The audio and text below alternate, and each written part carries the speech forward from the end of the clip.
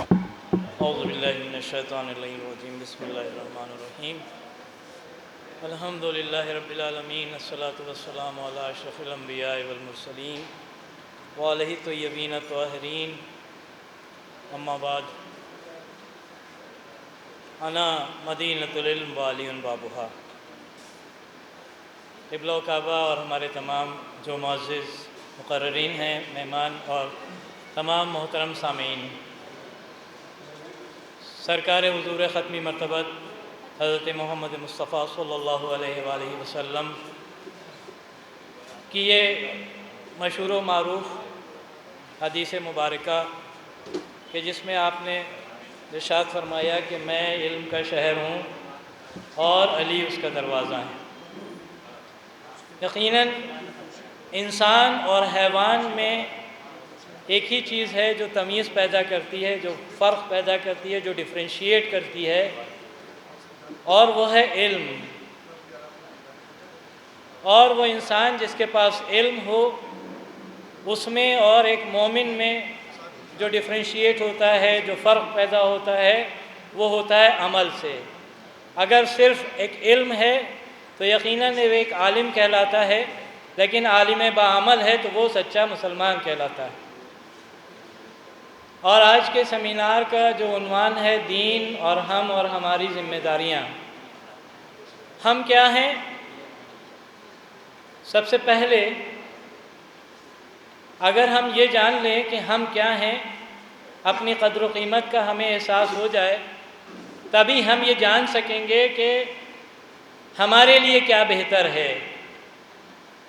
میں نے ابھی آپ کے سامنے عرض کیا کہ علم انسان کو جانوروں سے جدا کرتا ہے، ڈفرینشیٹ کرتا ہے، دونوں کے درمیان ایک حد فاصل طے کرتا ہے۔ ہم کیا ہیں؟ نہج البلاغہ میں پہلے خطبے میں قبلہ مولا متقیان نے تمام کائنات کی خلقت کے بارے میں بیان فرمایا ہے۔ تو جب انسان کی خلقت کے بارے میں آپ نے ارشاد فرمایا تو آپ نے انسان کی جو خصوصیات، جو کوالٹیز جو بیان کی، تو اس میں پہلی جو خاصیت بیان کی کہ قوائے ذہنی کو حرکت دینے والا، قوائے ذہنی کو حرکت دینے والا، فکری حرکات سے تصرف کرنے والا، اعضاء و جوارح سے خدمت لینے والا، ہاتھ پیروں کو چلانے والا، اور جو موسٹ امپورٹنٹ تھنگ جو آپ نے لاسٹ میں فرمائی کہ اور ایسی شناخت کا مالک ہے، the identity of a human being, ایسی شناخت کا مالک ہے کہ جس سے وہ حق و باطل میں تمیز کرتا ہے۔ یہ ہے جسٹ انسانیت کا، یہ نچوڑ ہے انسانیت کا۔ انسان جتنی کتابیں پڑھ لے، لیکن اگر اس میں یہ خصوصیت، یہ کوالٹی، یہ صلاحیت نہ پائی جائے کہ وہ حق و باطل میں تمیز کر سکے، تو ساری کتابیں کا پڑھنا بیکار ہے، سارے علم کا حاصل کرنا بیکار ہے۔ چونکہ دنیا میں جب سے یہ دنیا پیدا ہوئی ہے اور جب تک رہے گی، ایک لڑائی ہمیشہ رہے گی۔ آپ تمام حضرات متوجہ رہیں تو زیادہ بہتر ہوگا۔ ایک لڑائی، اور وہ ہے حق اور باطل کی لڑائی۔ لیکن حق اور باطل کی لڑائی میں ہمیں کس طرف ہونا ہے؟ حق کی طرف۔ جیسے علم حق ہے، جہالت باطل کی طرف کا راستہ ہے، سچائی حق کا راستہ ہے، جھوٹ باطل کا راستہ ہے، امانت داری حق کا راستہ ہے، امانت میں خیانت کرنا باطل کا راستہ ہے، دوسروں تک ان کے حقوق پہنچانا حق کا راستہ ہے، دوسروں کے حق کو غصب کر لینا یہ باطل کا راستہ ہے۔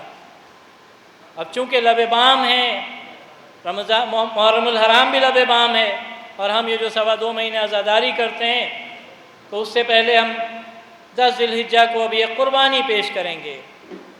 یہ قربانی دمبے کی قربانی ہے، لیکن کس کی یاد میں ہوتی ہے سب جانتے ہیں۔ لیکن کیا صرف دمبے کی قربانی کر دینا کافی اور اس کے بعد میں اسے سوشل میڈیا پر اپلوڈ کر دینا؟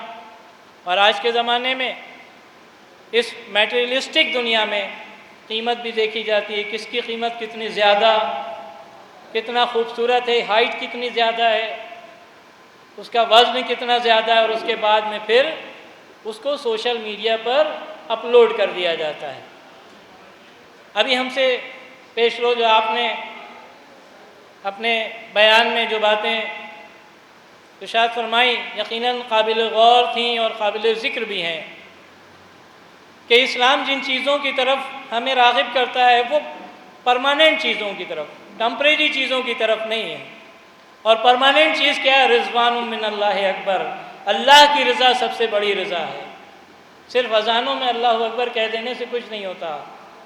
علامہ اقبال نے کہا تھا، اللہ سے کرو دور تو تعلیم بھی فتنہ، املاک بھی، اولاد بھی، جاگیر بھی فتنہ، ناحق کے لیے اٹھے تو شمشیر بھی فتنہ، شمشیر ہی کیا نعرہ تکبیر بھی فتنہ۔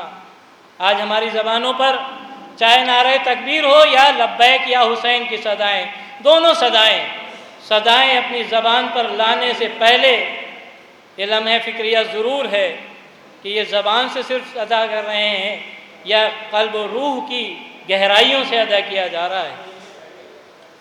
تو ہماری جو شناخت اور اس کے بعد میں ہمارا دین کیا ہے؟ قرآن مجید میں ان الدین عند اللہ الاسلام، اللہ کے نزدیک دین تو بس اسلام ہے۔ اور قرآن مجید ہی میں بھی یہ بھی ارشاد ہوا کہ دین کے سوا جو کچھ بھی ہے وہ قبول نہیں کیا جائے گا۔ تو دین کوئی ایسی شے نہیں ہے جو صرف دینی مدارس کی چہار دیواری میں قید ہو، بلکہ دین انسان کی فطرت میں خالق کائنات نے وضعت فرما دیا ہے۔ جو تقاضۂ فطرت ہے وہی تقاضۂ دین ہے۔ اور تقاضۂ فطرت یہ ہے کہ علم حاصل کیا جائے، اپنے سے جہل کو دور کیا جائے۔ اور نماز جو تمام عبادتوں کی پیش خیمہ ہے کہ جس کے بارے میں ارشاد ہوا قبلت ما سواہا ردت ما سواہا، اس کا جو ائمہ معصومین علیہ الصلوۃ والسلام نے جو نتیجہ بتایا ہے وہ کیا ارشاد فرمایا کہ اللہ نے نماز کے فریضے کو ہم پر اس لیے عائد کیا ہے کہ ہم میں سے رعونت، گھمنڈ، غرور، پراؤڈ کو دور کیا جا سکے، اور اس پراؤڈ کو کرش کرنے کے لیے، کل کرنے کے لیے، مارنے کے لیے، اسے موت کے گھاٹ پر اتارنے کے لیے ہر بالغ مرد اور عورت کے اوپر دن میں کم سے کم 34 مرتبہ اپنی پیشانی کو زمین پر رگڑنے کے لیے مجبور کر دیا ہے۔ اور نماز پڑھنے کے بعد بھی اگر غرور ہے، گھمنڈ ہے، پراؤڈ ہے، رعونت ہے، اور ہم نماز بھی پڑھے جا رہے ہیں، تو غور کرنا چاہیے کہ ہماری نمازیں رائیگاں تو نہیں ہو رہی ہیں۔ تو دین ہمارا، اور اب ہماری ذمہ داریاں، ہماری ذمہ داری جب ہم اپنے آپ کو سمجھ لیں گے، من عرف نفسہ فقد عرف ربہ، جتنے اپنی نفس کو پہچانا اس نے اپنے رب کو پہچان لیا۔ جب ہم اپنے آپ کو پہچان لیں گے، اپنے دین کو پہچان لیں گے اور تقاضے دینی کو پہچان لیں گے، تو پھر ہمیں اپنی ذمہ داریوں کا خود احساس ہوگا۔ لیکن یہ ذمہ داریاں وہاں سے نہیں شروع ہوتی کہ سب سے پہلے ہم سماج کی طرف انگلی اٹھا کے کہیں کہ آپ اپنے میں سدھار پیدا کیجئے، آپ کو سدھرنے کی ضرورت ہے، آپ میں یہ تبدیلی کی ضرورت ہے، آپ میں یہ تبدیلی کی ضرورت ہے۔ بلکہ سب سے پہلے جو ضرورت ہے تبدیلی کی وہ ہماری اپنی ذات میں ہے۔ سب سے زیادہ جو ضروری چیز ہے وہ ہے سیلف ریئلائزیشن، اپنے آپ کا محاسبہ کرنا کہ ہم میں کس چیز کی کمی ہے، ہم اپنے کو کس طرح سے امپروو کر سکتے ہیں، ہم میں کیا تبدیلی آ سکتی ہے اور کیا بہتری ہو سکتی ہے۔ اور یہ یقین مانیے کہ زندگی ختم ہو جائے گی لیکن وہ امکانات کبھی نہیں ختم ہوں گے کہ انسان اپنے آپ کو اور بہتر کر سکے، اور بہتر کر سکے، اور بہتر کر سکے۔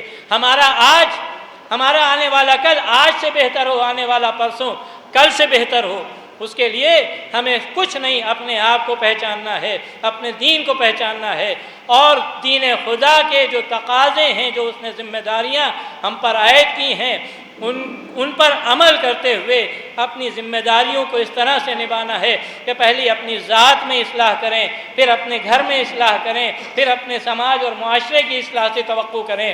اور اس کے لیے صرف یہ نہیں کہ زبانی جمع خرچی کی جائے، اور یہ نہ سوچیں کہ سماج میں ہمارا نام ہوگا، ہم شہرت پائیں گے، ہمیں لوگ جانیں گے، ہمیں عہدہ ملے گا، ہمیں منصب ملے گا۔ یہ سب چیزیں ساری ٹمپریری ہیں۔ جیسا کہ آپ نے فرمایا کہ پرماننٹ جو چیزیں ان کی طرف دھیان دیجیے، اور پرماننٹ کیا ہے کہ جو رضا الہی، اللہ کی رضا، اپنے معبود کی رضا، اور معبود کی رضا کس میں ہے؟ آپ دیکھیں کہ اسلام کا ایک بنیادی پیغام ہے کہ وہ مسلمان نہیں کہ جو خود تو شکم سیر ہو کے سو جائے اور اس کا پڑوسی بھوکا رہے، لیکن یہ صرف کھانے تک محدود نہیں ہے، سب کھا پی رہے ہیں لیکن آپ کے پاس علم ہے، ایک پڑوسی ہے کہ جس کے گھر میں علم نہیں ہے۔ آپ کسی کی کیریئر کاؤنسلنگ کر سکتے ہیں، لیکن آپ نے وہ دیواریں کھڑی کر رکھی ہیں کہ جب سے 4 ویلر پر چلنے لگے، جب سے عہدہ مل گیا، جب سے وہ منصب مل گیا، تب سے وہی لوگ جو بزرگ جو ہمارے سر پر دست شفقت پھیرا کرتے تھے، اب ہم یہ توقع کرنے لگتے ہیں کہ وہ بزرگ آئیں، وہ ہم کو جھک کے سلام کریں، کیونکہ ہمیں عہدہ مل گیا ہے، کیونکہ ہمیں منصب مل گیا ہے۔ تو یہ تمہاری غرور، یہ تمہارا گھمنڈ، یہ تمہاری رعونت، یہ پراؤڈ، یہ تمہیں سماج سے جدا کر رہا ہے۔